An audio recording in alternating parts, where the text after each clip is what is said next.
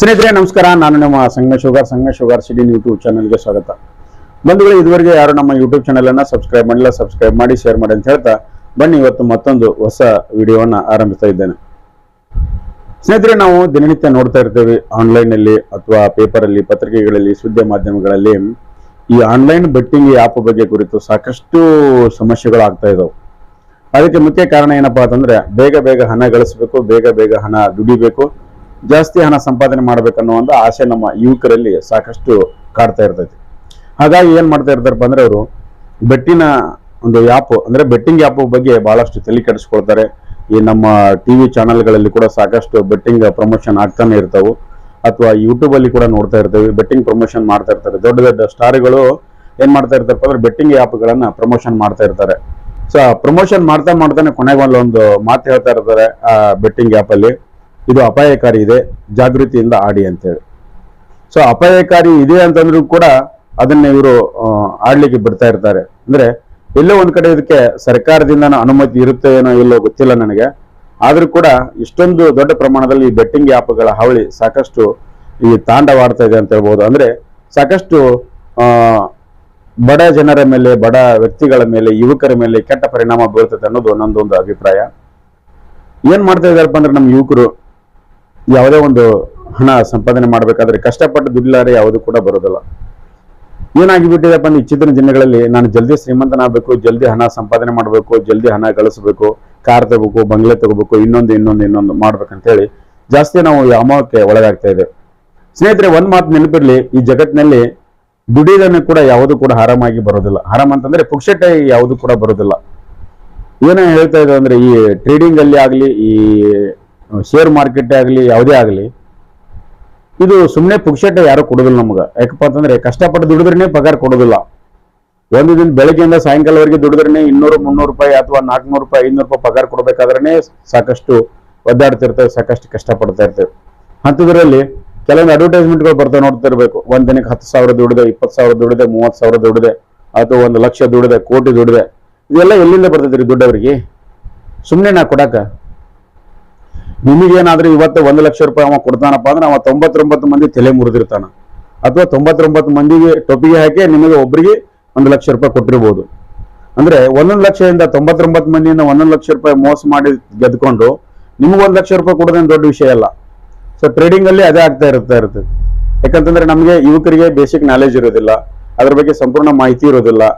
ಯಾವುದೇ ರೀತಿ ಹೇಗೆ ಮಾಡಬೇಕು, ಹೇಗೆ ಆಟ ಆಡಬೇಕು, ಅಥವಾ ಹೇಗೆ ಇನ್ವೆಸ್ಟ್ಮೆಂಟ್ ಮಾಡಬೇಕು, ಹೇಗೆ ಅದನ್ನ ನಾವು ಕಂಟ್ರೋಲ್ ಮಾಡ್ಬೇಕು ಅನ್ನೋದು ನಾಲೆಜೇ ಇರೋದಿಲ್ಲ.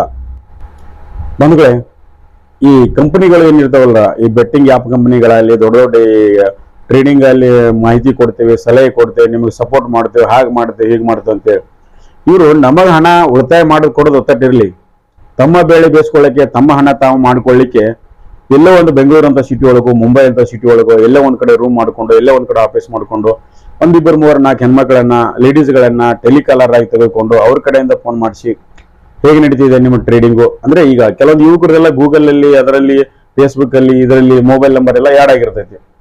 ಸೊ ಅವರೆಲ್ಲ ಒಂದ್ ಕಡೆ ರಿಜಿಸ್ಟ್ರೇಷನ್ ಮಾಡಿರ್ತಾರೋ, ಎಲ್ಲೋ ಒಂದ್ ಕಡೆ ಕ್ಲಿಕ್ ಮಾಡಿರ್ತಾರೋ, ಎಲ್ಲೋ ಒಂದ್ ಕಡೆ ಓಕೆ ಮಾಡಿರ್ತಾರೆ. ಅಂತದನ್ನು ಬಂಡವಾಳಕ್ಕೆ ಇಟ್ಕೊಂಡು ಇವರು ಅವ್ರಿಗೆ ಫೋನ್ ಮಾಡಿಬಿಟ್ಟು, ನಾವು ಇಂಥ ಕಂಪ್ನಿಯಿಂದ ಮಾತಾಡ್ತಾ ಇದ್ದೇವೆ, ನಾವು ಟ್ರೇಡಿಂಗ್ ಸಜೆಷನ್ ಕೊಡ್ತೇವೆ, ಸಲಹೆ ಕೊಡ್ತೇವೆ, ನಾವು ಮಾರ್ಕೆಟಿಂಗ್ ಇದು ಮಾಡಿಕೊಡ್ತೇವೆ, ನಿಮ್ಗೆ ಸಪೋರ್ಟ್ ಮಾಡಿಕೊಡ್ತೇವೆ, ನಿಮ್ಗೆ ಇಷ್ಟು ಪ್ರಾಫಿಟ್ ಮಾಡ್ಕೊಡ್ತೇವೆ, ಅಷ್ಟು ಪ್ರಾಫಿಟ್ ಮಾಡ್ಕೊಡ್ತೇವೆ ಅಂತ ಹೇಳ್ತಾ ಇರ್ತಾರೆ. ಸೊ ದಯವಿಟ್ಟು ಅಂತ ಪ್ರಾಫಿಟ್ಗಳನ್ನ ಯಾವುದೇ ಕಾರಣಕ್ಕೂ ನೀವು ನಂಬಲಿಕ್ಕೆ ಹೋಗ್ಬೇಡ್ರಿ. ಯಾಕಂದ್ರೆ ಇದ್ರಿಗಿರೋದೇ ಸಿಗೋದಿಲ್ಲ ನೆಟ್ಟಾಗ ನೇರವಾಗಿ. ಇನ್ನು ಎಲ್ಲೋ ಕುತ್ಕೊಂಡು ಫೋನ್ ಮಾಡಿ ಅವರು ನಮ್ಮ ಪ್ರಾಫಿಟ್ ಮಾಡ್ಕೊಡ್ತಾರೆ, ಸುಮ್ಮನೆ ಮಾಡಿಕೊಡ್ತಾರ. ಅವಾಗ ಅವ್ರು ಏನ್ ಹೇಳ್ತಾರೆ, ಕೊನೆಯಲ್ಲಿ ಒಂದು ಮಾತು ಹೇಳ್ತಾರೆ, ನಮ್ಗೆ ಇಷ್ಟು ಚಾರ್ಜ್ ಆಗುತ್ತೆ, ಇಷ್ಟು ಇದಾಗುತ್ತೆ, ಇಷ್ಟು ಮಂತ್ ನಿಮ್ಗೆ ನಾವು ಇಷ್ಟು ಕಾಲ್ ಕೊಡ್ತೇವೆ, ಇಷ್ಟು ಬಾಯ್ ಮಾಡ್ತೇವೆ, ಇಷ್ಟು ಸೇಲ್ ಮಾಡ್ತೇವೆ, ಏನೇನೋ ಹೇಳ್ತಾರೆ. ಹೇಳಿ ನಿಮ್ಗೆ ಆಸೆ ಹುಟ್ಟಿಸ್ಬಿಡ್ತಾರೆ. ಸೊ ನಿಮಗೇನು ಬರ್ತೈತೆ ಅವಾಗ? ಹೌದಲ್ಲ, ನಾನು ದುಡ್ಡು ಸಂಪಾದನೆ ಮಾಡ್ಬೋದಲ್ಲ, ಜಲ್ದಿ ಶ್ರೀಮಂತ ಆಗ್ಬೋದಲ್ಲ, 10,000 ರೂಪಾಯಿ ಹಾಕಿದ್ರೆ 1 ಲಕ್ಷ ರೂಪಾಯಿ ಬರ್ತದೆ ಅಂತ ಹೇಳ್ಬಿಡ್ತಾರೆ. ನಂಬಿಡ್ತೇವೆ. ಹೆಂಗ್ರಿ ಕೊಡ್ತಾರೆ ಅವರು 1 ಲಕ್ಷ ರೂಪಾಯಿ? ಎಲ್ಲಿಂದ ಕೊಡ್ತಾರೆ? ಮೋಸದಿಂದ ತಾನೇ ಕೊಡೋದು. ಕಷ್ಟಪಟ್ಟು ಬೆಳೆದ್ರೇನೆ ಬೆಳೆ ಬರೋದಿಲ್ಲ, ಪ್ರಕೃತಿ ವಿಕೋಪದಿಂದಾಗಿ. ಇನ್ನು ಅವ್ರ ಹಣ ಡಬಲ್ ಮಾಡಿ ಕೊಡ್ತೀವಿ, ತ್ರಿಬಲ್ ಮಾಡಿ ಕೊಡ್ತೀವಿ ಅಂತ ಯಾರಿಂದ ಮಾಡಿಕೊಡ್ತಾರೆ, ಎಲ್ಲಿಂದ ಮಾಡಿಕೊಡ್ತಾರ? ಹಾಗಾಗಿ ದಯವಿಟ್ಟು ಯಾವ ಯುವಕರು ಕೂಡ ಈ ಹಣದ ಒಂದು ವ್ಯಾಮೋಹಕ್ಕೆ ಬಿದ್ದು ಡಬಲ್ ಮಾಡಿಕೊಡ್ತೀನಿ, ತ್ರಿಬಲ್ ಮಾಡಿಕೊಡ್ತೀನಿ, ನನಗೆ ಅಷ್ಟು ಬಂತು, ನನಗಿಷ್ಟು ಬಂತು, ರಮ್ಮಿ ಆಡಿ, IPL ಆಡಿ, ಇನ್ನೊಂದು ಡ್ರೀಮ್ 11 ಆಡಿ, ಏನೇನೋ ಆಡಿ, ಇವರೆಲ್ಲ ಇಲ್ಲಿಂದ ದುಡ್ಡು ತರ್ತಾರೆ ಹೇಳಿ? ಇವೆಲ್ಲ ಇಲ್ಲಿಂದ ದುಡ್ಡು ತರ್ತಾರೆ ಇವರು? 10 ಮಂದಿ ಟೊಪ್ಪಿಗೆ ಹಾಕಿ ಒಬ್ರಿಗೆ ಕೊಡ್ತಾರೆ, 100 ಮಂದಿ ಟೊಪ್ಪಿಗೆ ಹಾಕಿ 10 ಮಂದಿ ಕೊಡ್ತಾರೆ. ಇದೇ ತಾನೇ ಮಾಡೋದು ಇವ್ರ ಕೆಲಸ. ಅದ್ರ ಬದಲಾಗಿ ನೀವು ನಿಮ್ಮ ದುಡ್ಡನ್ನ ಸೇವ್ ಮಾಡಬೇಕಪ್ಪ ಅಂದ್ರೆ ಬೆಸ್ಟ್ ಸಜೆಷನ್ ಅಂದ್ರೆ ಒಂದು ಬ್ಯಾಂಕ್ ಅಲ್ಲಿ ಉಳಿತಾಯ ಮಾಡಿ, ಇಲ್ಲಪ್ಪ ಅಂತಂದ್ರೆ SBI ಲೈಫ್ ಅಂತ ಇನ್ವೆಸ್ಟ್ಮೆಂಟ್ ಕಂಪನಿ ಇರ್ತೈತಲ್ಲ ಅಲ್ಲಿ ಇನ್ವೆಸ್ಟ್ಮೆಂಟ್ ಮಾಡಿ, LIC ಅಲ್ಲಿ ಮಾಡಿ. ಇವೆಲ್ಲ ಗ್ಯಾರಂಟೆಡ್ ಇರ್ತಕ್ಕಂಥದ್ದು. ಬ್ಯಾಂಕ್ ಅಲ್ಲಿ ಇಟ್ಟರೆ ನಿಮ್ ದುಡ್ಡ 1 ರೂಪಾಯಿನೂ ಮೋಸ ಆಗಲ್ಲ. ಕೇಳಕ್ ಒಂದು ಅಧಿಕಾರ ಇರ್ತೈತಿ, ಹಕ್ಕು ಇರ್ತೈತಿ. ನಾನು ಇಟ್ಟಂತ ದುಡ್ಡಿಗೆ ಸಂಪೂರ್ಣ ಬ್ಯಾಂಕ್ ಜವಾಬ್ದಾರಿ ಇರ್ತೈತಿ. ಬ್ಯಾಂಕ್ ನಮ್ ದುಡ್ಡನ್ನ ಸೇಫ್ ಆಗಿ ಮ್ಯಾನೇಜ್ ಮಾಡ್ತಾ ಇರ್ತೈತಿ. ಅಥವಾ LIC ಅಲ್ಲಿ ಇನ್ವೆಸ್ಟ್ಮೆಂಟ್ ಮಾಡಿದ್ರೆ LIC ನಿಮ್ಗೆ ಗ್ಯಾರಂಟೆಡ್ ಬಾಂಡ್ ಕೊಟ್ಟಿರ್ತೈತಿ. ಅದರಲ್ಲಿ ಸಾಕಷ್ಟು ಪ್ಲಾನ್ಗಳು ಇರ್ತವೆ ಬೇರೆ ಬೇರೆ. ಕೆಲವೊಂದು ಮಾರ್ಕೆಟ್ ಬೇಸ್ಡ್ ಪ್ಲಾನ್ ಇರ್ತವೆ, ಕೆಲವೊಂದು ಗ್ಯಾರಂಟೆಡ್ ಪ್ಲಾನ್ ಇರ್ತವೆ. ನಿಮಗೆ ಮಾರ್ಕೆಟ್ ಬೇಸ್ಡ್ ಪ್ಲಾನ್ ಅಲ್ಲಿ ಇನ್ವೆಸ್ಟ್ಮೆಂಟ್ ಮಾಡ್ಬೇಕು ಅನ್ನೋ ಆಸೆ ಇದ್ರೆ ಮಾರ್ಕೆಟ್ ಬೇಸ್ ಅಲ್ಲಿ ಮಾಡಿ. ಬೇಡ ನಮಗೆ ಗ್ಯಾರಂಟೆಡ್ ಪ್ಲಾನ್ ಅಲ್ಲಿ ಬೇಕು, ನಮ್ಗೆ ಹೆಚ್ಚು ಬೇಡ ಕಡಿಮೆ ಬೇಡ, ಎಷ್ಟು ಇರ್ತದೆ ಅಷ್ಟೇ ಬೇಕಪ್ಪ ಅಂತ ಗ್ಯಾರಂಟೆಡ್ ಪ್ಲಾನ್ ಅಲ್ಲಿ ಇನ್ವೆಸ್ಟ್ಮೆಂಟ್ ಮಾಡಿ. ನಿಮಗೆ ಒಂದು ಬಾಂಡ್ ಕೊಡ್ತೈತಿ LIC ಆಫ್ ಇಂಡಿಯಾ. ಯಾವುದೇ ಕಾರಣಕ್ಕೂ ನಿಮ್ಗೆ 1 ರೂಪಾಯಿನೂ ಕೂಡ ಮೋಸ ಆಗಲ್ಲ. ಇದುವರೆಗೆ ಇತಿಹಾಸದಲ್ಲಿ ಯಾರಾದ್ರೂ ಕೇಳಿದ್ರ LIC ನನಗೆ ಏನಾದ್ರೂ ಮೋಸ ಮಾಡಿದೆ, ಅಷ್ಟು ಮಾಡಿದೆ, ಹಿಂಗ್ ಮಾಡಿದೆ ಅಂತ ಎಲ್ಲಾದ್ರು ಇಲ್ಲಲ್ಲ. ಅಥವಾ SBI ಲೈಫ್ ಅಲ್ಲಿ ಏನಾದ್ರೂ ನಿಮ್ಗೆ ಮೋಸ ಮಾಡಿದೆ ಅಂತ ಎಲ್ಲಾರು ಇದೆಯಾ? ಇಲ್ವಲ್ಲ. ಅದೇ ನೋಡಿ ದಿನ ಬೆಳಗಾದ್ರೆ ನ್ಯೂಸ್ ಅಲ್ಲಿ ಆ ಬೆಟ್ಟಿಂಗ್ ಅಲ್ಲಿ ಆಪ್ ಸೋತ, ಈ ಬೆಟ್ಟಿಂಗ್ ಆಪ್ ಅಲ್ಲಿ ಸೋತ, ಅಲ್ಲಿ ಅಷ್ಟು ಸಾಲ ಮಾಡದ, ಇಲ್ಲಿ ಇಷ್ಟು ಸಾಲ ಮಾಡದ, ತಂದೆಗೆ ಹೊಡೆದ, ತಾಯಿಗೆ ಹೊಡೆದ, ಹೆಂಡತಿಗೆ ಹೊಡೆದ, ಮಕ್ಕಳಿಗೆ ಹೊಡೆದ, ಅವ್ರನ್ನ ಕೊಲೆ ಮಾಡದ, ಇವ್ರನ್ನ ಕೊಲೆ ಮಾಡದ, ಏನೇನೋ ಆಗ್ತಾ ಇರ್ತಾವ. ಸೊ ದಯವಿಟ್ಟು ಅಂತ ಒಂದು ದುಡ್ಡಿನ ವ್ಯಾಮೋಹಕ್ಕೆ ಒಳಗಾಗದೆ 1 ರೂಪಾಯಿ ಸಂಪಾದನೆ ಮಾಡಲಿ, ನಿಯತ್ತಿಂದ ಮಾಡೋದನ್ನು ಕಲಿಬೇಕು. ನಾವು ಮಾಡಿದ ದುಡ್ಡು ನಮಗೆ ರಿಟರ್ನ್ ಬರಬೇಕು. ಅದು ಲಾಂಗ್ ಟರ್ಮ್ ಇರಲಿ, 10 ವರ್ಷಕ್ಕೋ 20 ವರ್ಷಕ್ಕೋ ಬರಲಿ, ತೊಂದರೆ ಇಲ್ಲ. ಆದ್ರೆ ದುಡ್ಡನ್ನ ಜಲ್ದಿ ಗಳಿಸ್ಬೇಕು, ಜರೂರು ಗಳಿಸ್ಬೇಕು, ಅರ್ಜೆಂಟ್ ಆಗಿ ಗಳಿಸ್ಬೇಕು.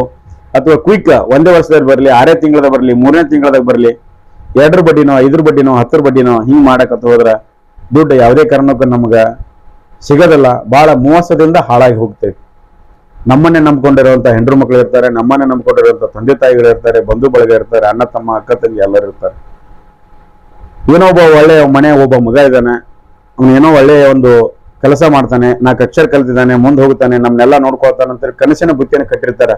ಯಾರು? ನಮ್ಮ ತಂದೆ ತಾಯಿಗಳು ಅಥವಾ ಹೆಂಡ್ರು ಮಕ್ಕಳು ಅಥವಾ ಅಣ್ಣ ತಮ್ಮಂದಿರು ಯಾರು. ಅಂತದ್ರಲ್ಲಿ ನಾವೇನ್ ಮಾಡ್ತೇವೆ? ಯಾವುದೋ ಒಂದು ದುಡ್ಡಿನ ಮೋಹಕ ಬಿದ್ದು ಅಡ್ವರ್ಟೈಸ್ಮೆಂಟ್ ಬರ್ತಾ ಇರ್ತಾವ. ಕೋಟಿ ಗಳಿಸಿ, ಲಕ್ಷ ಗಳಿಸಿ, ಅಷ್ಟು ಗಳಿಸಿ, ಇಷ್ಟು ಗಳಿಸಿ ಅಂತೇಳಿ.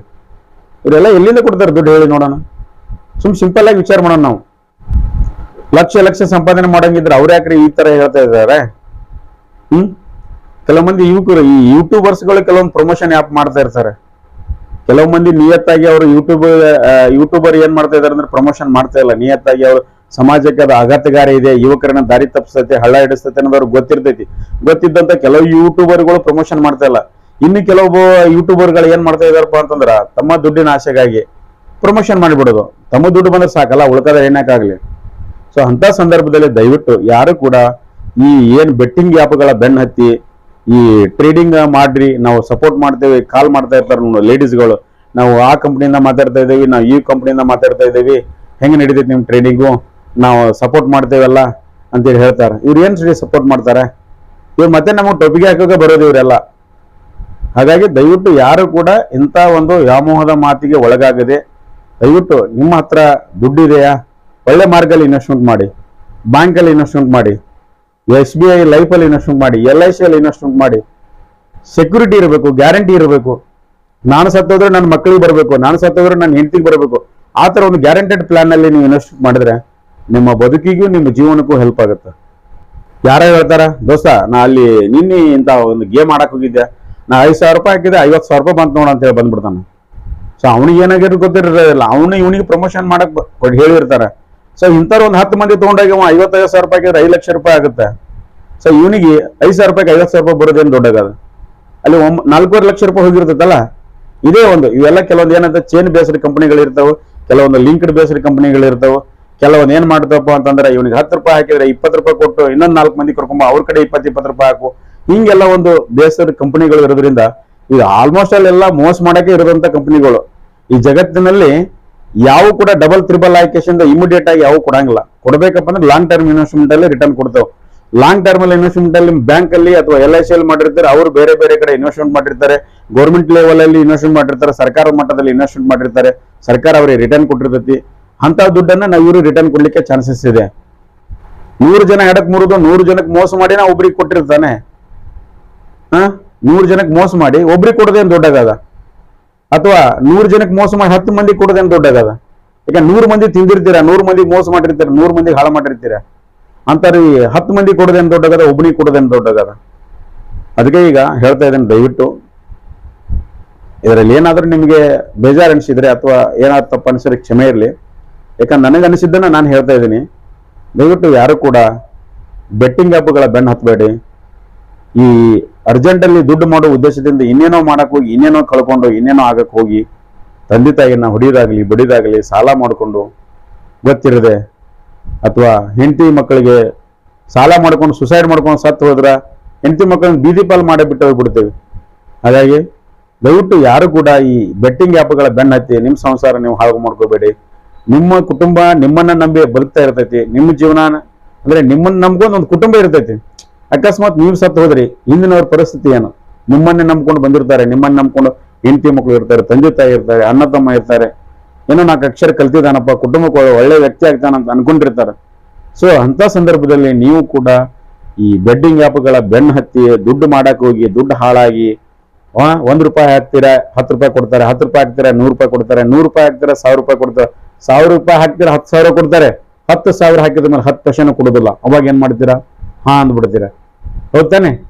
ಇದು ನನ್ನ ಅನುಭವಕ್ಕೆ ಬಂದಂತ ವಿಷಯ, ಕೇಳಿ ತಿಳಿದಂತ ವಿಷಯ, ನೋಡ್ತಕ್ಕಂಥ ವಿಷಯ. ಸೊ ನಿಮ್ಗೆ ಗಮನಕ್ಕೂ ಬಂದಿರ್ತೈತಿ ಇದೆಲ್ಲ. ನಾನೊಬ್ಬ ಹೇಳ್ತಾ ಇದ್ದೀನಿ, ನೀವು ಯಾರು ಹೇಳ್ಕೊಂಡಿರಂಗಿಲ್ಲ ಅಷ್ಟೇ. ಹಾಗಾಗಿ ದಯವಿಟ್ಟು ಇಂಥ ಒಂದು ಬೆಟ್ಟಿಂಗ್ ಆ್ಯಪ್ಗಳ ಬೆನ್ನು ಹತ್ತಿ ಹೋಗದೇನೆ ಅರ್ಜೆಂಟಲ್ಲಿ ದುಡ್ಡು ಮಾಡಬೇಕು ಅನ್ನೋ ವ್ಯಾಮೋಹದಿಂದ ದೂರಿರಿ. ಯಾಕಂತಂದ್ರೆ ಯಾವುದು ಕೂಡ ಈಸಿಯಾಗಿ ಬರೋದಿಲ್ಲ, ಯಾವುದು ಕೂಡ ಈಸಿಯಾಗಿ ಆಗೋದಿಲ್ಲ. ಎಲ್ಲರೂ ಕೂಡ ದಿನಕ್ಕೆ ಲಕ್ಷ ಸಂಪಾದನೆ ಮಾಡಂಗಿತ್ತಪ್ಪ ಅಂತಂದ್ರ ಯಾರು ಕೂಡ ಹೊಲದಾಗ ಕೆಲಸ ಮಾಡಕ್ ಹೋಗಿರ್ಲಿಲ್ಲ, ಯಾರು ಕೂಡ ದನ ಕಾಯಕ್ ಹೋಗಿರ್ಲಿಲ್ಲ. ಎಲ್ಲರೂ ಕುತ್ಕೊಂಡಲ್ಲಿ ಲಕ್ಷ ಸಂಪಾದನೆ ಮಾಡಿಬಿಡ್ತಿದ್ರಲ್ಲ. ಯಾಕ್ರಿ ಬೆಳಗ್ಗೆಯಿಂದ ಕಷ್ಟಪಟ್ಟು ಬಿಸಿಲಲ್ಲಿ ಮೈ ಕೈ ಹೈರಾನ್ ಮಾಡ್ಕೊಂಡು, ಕಪ್ಪು ಮಾಡ್ಕೊಂಡು, ಬಿಸಿಲಿಗೆ ಅಂಜಿ ಮೈ ಮೇಲೆ ಒಂದು ಬಟ್ಟೆ ಮೇಲೆ ಇನ್ನೊಂದು ಬಟ್ಟೆ ಹಾಕೊಂಡು ಯಾಕ್ರಿ ಕಷ್ಟಪಟ್ಟು ಕೆಲಸ ಮಾಡ್ತಾರೆ? ಮನೆಯಲ್ಲೇ ಕುತ್ಕೊಂಡು ಲಕ್ಷಗಟ್ಟಲೆ ಸಂಪಾದನೆ ಮಾಡಿ ಅಂತ ಹೇಳ್ತಾರೆ. ಹೆಂಗಾಗತ್ತದ ಹೇಳಿ? ಮನೆಯಲ್ಲಿ ಕುತ್ಕೊಂಡು ಸಂಪಾದನೆ ಮಾಡಕ ಲಕ್ಷಗಟ್ಟಲೆ ಸಂಪಾದನೆ ಯಾರಿಂದ ಮಾಡಕ್ಕಾಗತ್ತ? ಹಂಗಾಗಕ್ಕೆ ಸಾಧ್ಯನೇ ಇಲ್ಲ, ಹಂಗಾಗ್ಲಿಕ್ಕೆ ಸಾಧ್ಯನೇ ಇಲ್ಲ.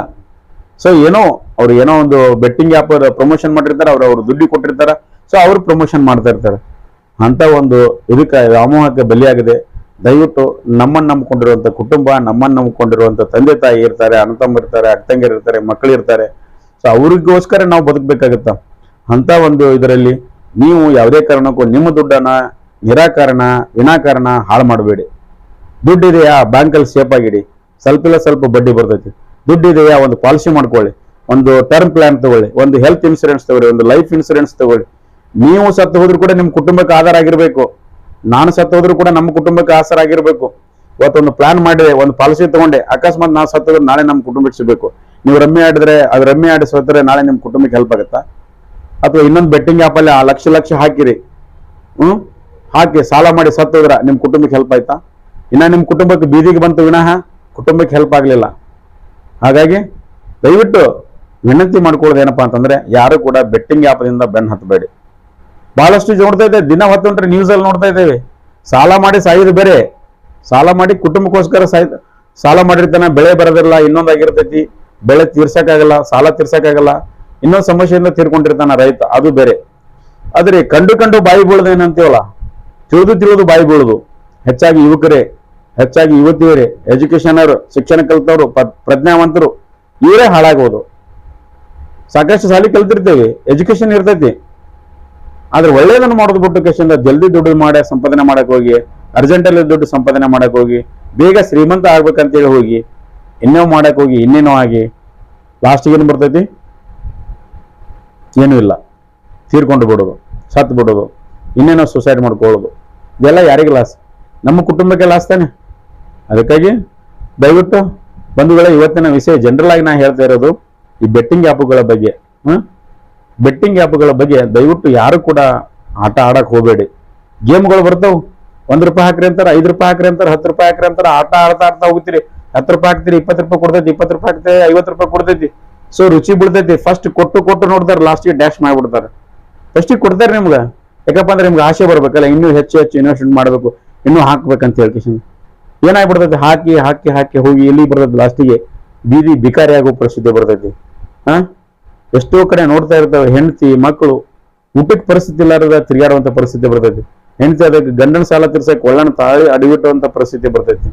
ಇದೆಲ್ಲ ಯಾಕೆ ಬೇಕಾ? ಇದೆಲ್ಲ ನಮಗೆ ಬೇಕಾ? ಸೊ ದಯವಿಟ್ಟು ಒಂದು ವಿನಂತಿ ಏನಪ್ಪಾ ಅಂತಂದ್ರೆ, ಯಾರು ಬೆಟ್ಟಿಂಗ್ ಆ್ಯಪ್ಗಳ ಬೆನ್ನು ಹತ್ತದೆ, ಸಾಧ್ಯವಾದಷ್ಟು ನಿಮ್ಮ ಹಣ, ನಿಮ್ಮ ಶ್ರಮದ ಹಣ, ನಿಮ್ಮ ದುಡಿದ ಹಣ, ನಿಮ್ಮ ಹಣವನ್ನು ನೀವು ಉಳಿತಾಯ ಮಾಡಿ ನಿಮ್ಮ ಬ್ಯಾಂಕ್ ಅಕೌಂಟಲ್ಲಿ ಇಟ್ಕೊಳ್ಳಿ, ಸಂದರ್ಭ ತಕ್ಕಂತೆ ಬಳಸ್ಕೊಳ್ಳಿ. ಎಷ್ಟೋ ಜನ ಏನ್ ಮಾಡ್ತಾ ಇದಾರಪ್ಪ ಅಂದ್ರೆ, ದೊಡ್ಡ ದೊಡ್ಡ ಫೈನಾನ್ಷಿಯಲ್ ಮ್ಯಾನೇಜ್ಮೆಂಟ್ ಮಾಡೋರು ಏನ್ ಮಾಡ್ತಾರೆ, ದುಡ್ಡಿನಿಂದ ದುಡ್ಡು ದುಡಿಸ್ತಾರ. ಅವ್ರೇನ್ ಜಾಸ್ತಿ ಮಾಡೋದಿಲ್ಲ, ದುಡ್ಡಿನಿಂದ ದುಡ್ಡು ದುಡಿಸ್ತಾರ. ಆದ್ರೆ ಅವರೆಲ್ಲ ಹಿಂಗ ರಮ್ಮಿ, ಅದರಲ್ಲಿ ಡ್ರೀಮ್ 11 ಸುಡುಗಾಡ ಏನೋ IPL ಅಂತ ಇಂಥವು ಆ್ಯಪ್ ಅಲ್ಲಿ ಇನ್ವೆಸ್ಟ್ಮೆಂಟ್ ಮಾಡೋದಿಲ್ಲ. ಅವ್ರು ಏನ್ ಮಾಡ್ತಾರ, ದೊಡ್ಡ ದೊಡ್ಡ ಲ್ಯಾಂಡ್ ಅಲ್ಲಿ ಇನ್ವೆಸ್ಟ್ಮೆಂಟ್ ಮಾಡ್ತಾರ, ಬ್ಯಾಂಕ್ ಅಲ್ಲಿ ಇನ್ವೆಸ್ಟ್ಮೆಂಟ್ ಮಾಡ್ತಾರ, ಇನ್ಸೂರೆನ್ಸ್ ಅಲ್ಲಿ ಇನ್ವೆಸ್ಟ್ಮೆಂಟ್ ಮಾಡ್ತಾರೆ. ಅಂದ್ರೆ ಇವತ್ತಿಲ್ಲ ನಾಳೆ 10 ವರ್ಷಕ್ಕಾದ್ರೆ 20 ವರ್ಷಕ್ಕಾದ್ರೆ ನಮ್ಗೆ ರಿಟರ್ನ್ ಬರ್ಬೇಕದು. ಆ ದುಡ್ಡನ್ನು ದುಡಿತಿರ್ಬೇಕು. ಅಂತ ಇನ್ವೆಸ್ಟ್ಮೆಂಟ್ ಅಲ್ಲಿ ಹೂಡಿಕೆ ಮಾಡೋದನ್ನ ಕಲಿಬೇಕು. ಅದು ಬಿಟ್ಟು ಇದರಲ್ಲಿ ಮಾಡಿಬಿಟ್ಟು ಇದರಲ್ಲಿ ಯಾವನೋ ಒಬ್ಬ ಸಾವಿರಾರು ಮಂದಿ ಹಾಕಿದ ಮೇಲೆ ಒಬ್ಬ ಶ್ರೀಮಂತ ಆಗ್ತಾನ, ಸಾವಿರಾರು ಮಂದಿಗೆ ಸತ್ಯನಾಶ ಆಗಿ ಹೋಗ್ಬಿಡ್ತಾರ. ಸೊ ದಯವಿಟ್ಟು ಅಂತವ್ರು ಈ ಗೇಮ್ ಇಂದ, ಈ ಬೆಟ್ಟಿಂಗ್ ಆ್ಯಪದಿಂದ ದೂರ ಇರಿ. ನಿಮ್ಮ ಸಂಸಾರ ಸುರಕ್ಷಿತವಾಗಿರ್ಬೇಕು. ನೀವು ನಿಮ್ಮ ಫ್ಯಾಮಿಲಿಗೆ ಆಧಾರವಾಗಿರ್ತೀರಿ. ನೀವು ಸತ್ತೋದ್ರೆ ನಿಮ್ಮ ಫ್ಯಾಮಿಲಿ ನೋಡ್ಕೊಳ್ಳೋರು ಯಾರು? ನಿಮ್ಮ ಫ್ಯಾಮಿಲಿ ಪರಿಸ್ಥಿತಿ ಏನಾಗುತ್ತಾ? ಸತ್ತೋದ ಮೇಲೆ ಏನಪ್ಪಾ ಹಿಂಗ್ ಮಾಡ್ದ, ಹಂಗ್ ಸತ್ತೋದ, ಅಟ್ ಸಾಲ ಮಾಡ್ದ ಸತ್ತೋದ, ಇಟ್ ಸಾಲ ಮಾಡ್ದ ಸತ್ತೋದ. ಯಾಕ್ರಿ ಬೇಕು? ಸತ್ತಾಗಿ ಚಲೋ ಇದ್ದ ಮನುಷ್ಯ ಸತ್ತೋದ ಅನ್ಸ್ಕೊಳ್ಳೋದಕ್ಕಿಂತ ಸಾಲ ಮಾಡಿ ಸತ್ತೋದ, ಬೆಟ್ಟಿಂಗ್ ಆಡಿ ಸತ್ತೋದ, ಇನ್ನೊಂದು ಆಡಿ ಸತ್ತೋದ ಅನ್ನಿಸ್ಕೊಳ್ಳೋದು ಬೇಡ ದಯವಿಟ್ಟು. ಹಾಗಾಗಿ ಯಾವುದೇ ರೀತಿಯಿಂದ ಮೋಸ ಹೋಗದೆ ನಿಮ್ಮ ಹಣನ ನೀವು ಕಾಪಾಡ್ಕೊಳ್ಳಿ, ನಿಮ್ಮ ಗುಣನ ನೀವು ಕಾಪಾಡ್ಕೊಳ್ಳಿ. ಹಣ, ಗುಣ, ಧನ ಇವೆಲ್ಲವನ್ನು ಕಾಪಾಡಿಕೊಂಡ್ರೆ ನೀವು ಕಾಪಾಡಿದಂಗೆ, ನೀವು ಸೇಫ್ ಆದಂಗೆ. ದಯವಿಟ್ಟು ಇವತ್ತು ನನಗನ್ಸಿದ್ದನ್ನ ನಾನು ಹೇಳಿದ್ದೀನಿ. ಇದರಲ್ಲಿ ಏನಾದರೂ ತಪ್ಪಿದ್ರೆ ಕ್ಷಮೆ ಇರಲಿ. ಒಳ್ಳೇದಿದ್ರೆ ನೀವು ನಮಗೆ ಕಮೆಂಟ್ ಮಾಡಿ. ನಿಮಗೆ ಯಾರಿಗಾದ್ರೂ ಈ ತರ ಅನುಭವ ಆಗಿದ್ರೆ ನನ್ನ ಜೊತೆ ನಿಮ್ಮ ವಿಷಯ ಶೇರ್ ಮಾಡ್ಕೊಳ್ಳಿ ಅಂತ ಹೇಳ್ತಾ ಇವತ್ತಿನ ವಿಡಿಯೋನ ಮುಗಿಸ್ತೀನಿ. ನಮಸ್ಕಾರ, ಧನ್ಯವಾದ.